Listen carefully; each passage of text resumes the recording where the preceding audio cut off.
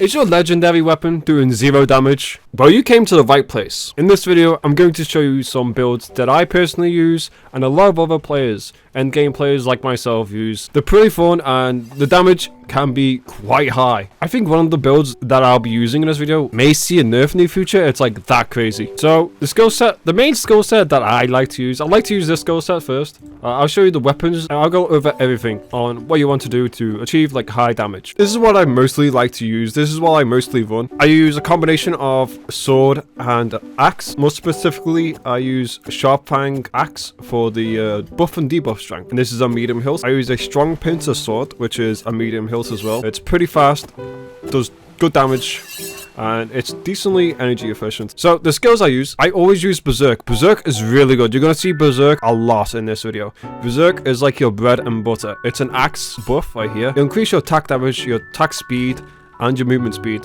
but it will lower your damage reduction, so you will take more damage. So keep that in mind. There's also Sunder, which works similarly, but it makes your attacks go through armor. So things like Iron Golem, or like something with high damage reduction like golems, Sunder would work very well against those. But it also increases your energy reward. It does not increase your attack speed or movement speed. Only Berserk will do this. So what I like to use, Gouge, Rising Tide, and Mutilate. You need to be in the crippling stance to use Mutilate. Mutilate is the thing that does the damage here, and what this does is it will do extra damage to bleeding enemies. So what you would want to do is you want to use Gouge to enter crippling stance and also to bleed enemies, and then you would want to use Rising Tide. Rising Tide build combo on enemies that are bleeding. It has a lot of synergy, and what you need combo for is you need at least 10 combo for Berserk and then another 10 for Mutilate. So what you want to do is you want to keep using Rising Tide, Mutilate, Rising Tide, Mutilate. So what I'm going to do, I'm going to build combo with M2 with Axe here.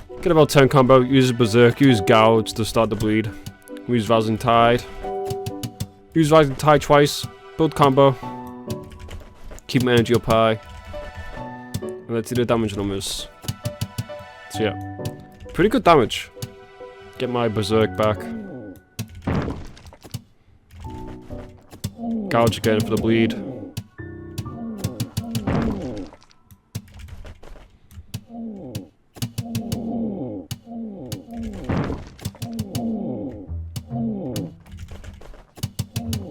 If I need energy real quick, I can use quick draw for the faster attacks. Get my energy back up. I'll do one last showcase of this build. Get Berserk, Gouge, get 10 combo, pretty nice damage. You also want his energy to go down. Once his energy is like this, it's like 0 energy, you do way more damage because your attacks with axe and sword are slash damage. Basically, if you have 0 energy, you'll be vulnerable to slash damage. You will take more damage to things that deal the slash damage, which is sword and axe. So energy kind of acts like a shield. I'd like to mention, your armor matters a lot for DPS. You kind of want to balance it between crit, which is a hide armor. So like stuff like Primal, this is crit. It has a lot of crit power. Serpent Scale has a lot of crit. But not only that, you want Cloth as well. You want Cloth for the energy. I think energy is probably like the best stat in the game. But you do need a bit of crit as well. Crit is always nice to have. Armor like Orichalcum. A lot of new players look at this and think, oh, this is just the best armor in the game. It has the highest defense. But this, it's not very good. It only has defense. It has stun too. But mostly it only has defense, which won't really help you with damage at all. There's no like, I hear a lot of talk of like mage armor. Like people won't use Sunsoak because it's like, oh, it's mage armor. When that's just like not even a thing. This armor works so well with like melee because you have a giant energy pool to spam abilities. So yeah, there is no like quote unquote mage armor or ranger armor. This isn't ranger armor. It's good with range, sure, but you can definitely use it with like melee. Like for example, take Ashen armor. It has 0 damage reduction. Look at this. I'm on 3 damage reduction. That's because of my rings. And in my opinion, depending on the fight, this is like the best armor in the game. Or Sunsoak, depending on the fight. If you can get crits, Ashen's really good. But again, you will die in like 1 hit. So yeah, for armors, I'd recommend Sunsoak and Dragon Scale at the moment. And also, combo rating doesn't matter. Like, This doesn't do anything really. It's mainly for vanity to showcase your level. So having a higher combo rating does not like increase your damage or increase your health. My combo rating is only this high because I have like the highest level on the official server, so it's like insanely high. Your weapon levels also change the combo rating. See, I took away my weapons and my combo rating goes down, but it doesn't really do anything. Like if I equip my scepter is a very high level, so it's going to increase my combo rating by a lot. But it doesn't do anything, you know, my scepter doesn't do extra damage.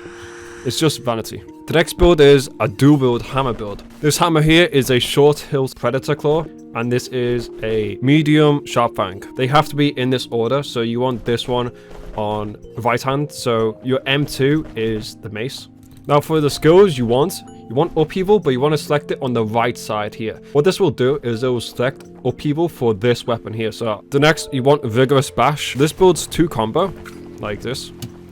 But if I use it on a stunned enemy, it builds 5, which is the extra 4 combo. This is going to be your main way of DPS, Vigorous Bash. Now this alone isn't too high DPS, but the way to increase DPS is using thunderclap. I like thunderclap on mace, which is the right side. I think my stuns are a lot more consistent, but I've seen people use it on mallet, which is the left side. I guess it's just a little bit faster, but I prefer the consistency. What you basically want to do is you want to keep your enemy always upheavaled. This increases poise damage, so the enemy is easier to be stunned. I don't think a lot of people know this, but upheaval can also increase your damage. If you stun an enemy which is under upheaval debuff, I don't really know what it's called. I think it's called off balance, maybe. I think any high poise damage attack will do extra damage, which is like Vigorous Bash. So Vigorous Bash will do more damage if your enemy is always under upheaval. Just nice to have, because like, check this out. Uncover, get stunned, boom, build my combo up, and there we go. By the time you're on 20 combo, your enemy will be ready to be stunned again. So it'll be 20 combo, which is enough for thunderclap. You can use thunderclap, which should stun it. You might have to get some extra hits in to make sure it actually stuns the enemy, and you can just keep stunning the enemies over and over again. Okay, so upheaval. You always want to upheaval. I'm gonna try build up some combo here, but I could probably get a stun off pretty early. Come behind, I get some crits. That does pretty good damage. Upheaval again. Thunderclap. And this should give me 20 combo. Upheaval again. Thunderclap. And this is it, really. Pretty good damage. He's just always like kind of stunned. This is also pretty effective on Iron Golem. Try to build up some combo. Yeah, I'm already stunning Iron Golem. So upheaval. Go for a stun. And yeah, that's a lot of damage on Iron Golem. Without Sunder, by the way, because the stun.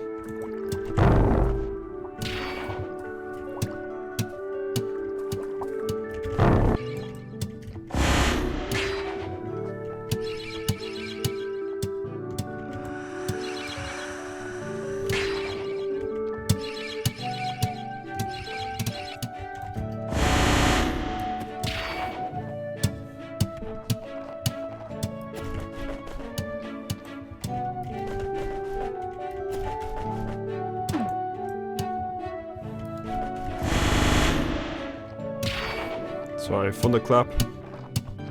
Next up is a one-handed axe build. It's pretty decent if you're just a low axe guy who wants to just axe around. Use axe only. I think this is probably the best DPS you can get on axe. It works very well with Parashu because Parashu has a high buff strength, so it's really good with Parashu because it uses Berserk. Parashu is pretty damn slow, but with Berserk and its high buff strength, it can become decently fast, and it does a lot of damage. This is mainly the build right here. You want Berserk, you always want Berserk. I don't think I'd really recommend it with Sunder, honestly. Maybe with a different axe, but not Parashu, because Parashu is really slow without Berserk. So I'd use like Fura. Fura is really good. Fura builds combo. This helps to build up execute. And your main way of DPS is Fierce Phase. Fierce Phase is kind of a long attack, so be careful of that. But the damage is pretty damn good though. It does 4 consecutive hits, which builds 4 combo, but if I use a Fura right here, I can build up to 8. So that's pretty nice. I haven't tested it with a hatchet. I was in bed and I was like, maybe this works well with hatchet. I haven't tested it. So let me get a little test.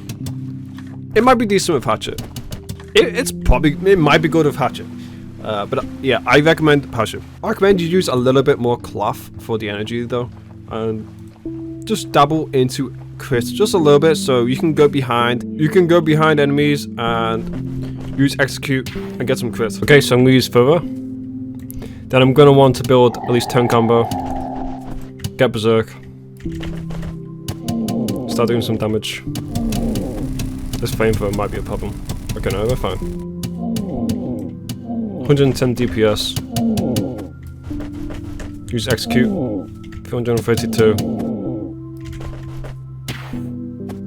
So yeah, pretty good damage.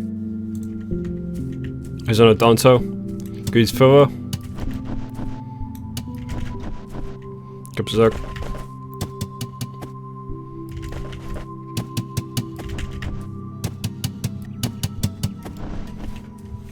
My next build is Breach. This is really strong. This is, I mean, I've never really seen people use it. It's only started to get usage nowadays. It completely out of the blue, but look at this shit. It always crits. If you attack at the front here, it will always crit. So you know, you could stack up crazy crits. Go like full crit here. And you can do a lot of damage in just one attack. And you can spam this too. It's very spammable. Like, that's a lot of damage. But if you attack from behind, you won't do any crits. So make sure you're always attacking at the front. This build's super simple. All it is Berserk and Breach.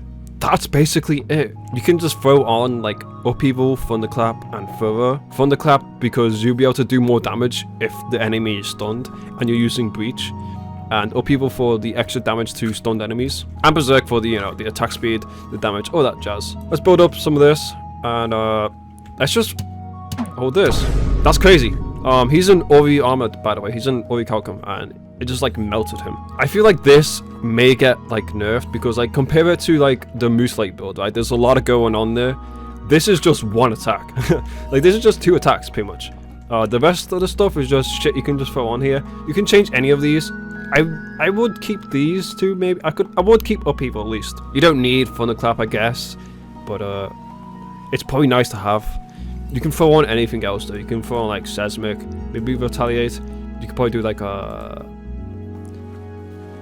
I don't know, there's also like axe attacks, so you could throw on some axe attacks. You could do Adrenaline Rush. This could be, oh my god, this could be amazing. This could be really good. You could throw on Adrenaline Rush. You can throw on a lot of stuff here. There's a lot of potential. I haven't really played around with it. It's also like, it's really good. It's so good in fact that you can one cycle Mind Flayer solo. Yes, Mind Flayer one cycle solo is possible with Breach. I don't think there's any other build or even just skill alone that does that. So the weapons I use a mallet again. The Predator Claw mallet, short hilt, with the medium sharp fang axe. You could use it with like a mace. You could use it with a different one-handed hammer if you'd like, but I haven't messed around with it much, so maybe there's a better hammer than this. So I'm going to build 10 Gabba here. Go up to 8. Use Breach twice. Roll over here. Use Helm Crusher. Then I want to get Berserk. Spam Breach. Make sure you have enough energy.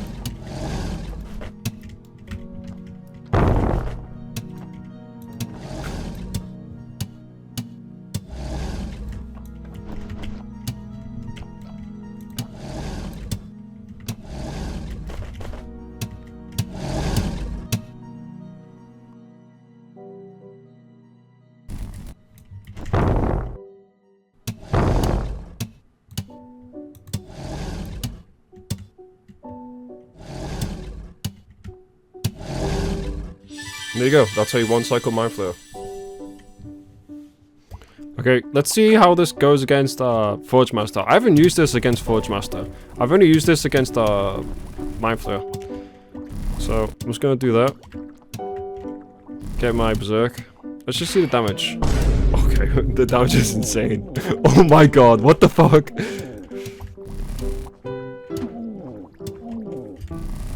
How easy is it to stun? Oh my god, it's really easy to stun. Okay, yeah, you're seeing the damage. The damage is pretty crazy. Let's get Further back. Upheaval. Get some Breaches. I'm gonna use Thunderclap. Get a stun. That's pretty good. I'm not even in full crit either. So you can increase this damage even more. If you want to sacrifice the health, the energy. I think Harvester has high poise actually. I mean, that is crazy DPS. I would have done more damage then if my upheaval was still active. Let me try again. So go further. Upheaval.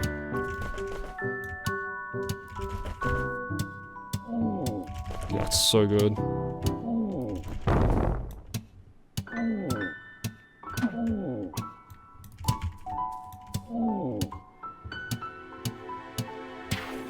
Upheaval again. Thunderclap. Let's see the damage. Oh my god. Oh my god. Dude, I don't even need to, like, wait. I could just keep going. Yo, that dude, I just melted him. Like, I just melted the fuck out of him. That was so good. Thank you for watching the video. I hope these builds help you. And maybe you kind of now know, like, how to do more damage. You kind of know what kind of armors to use. Like, you use Sunsilk now. Sunsilk's amazing.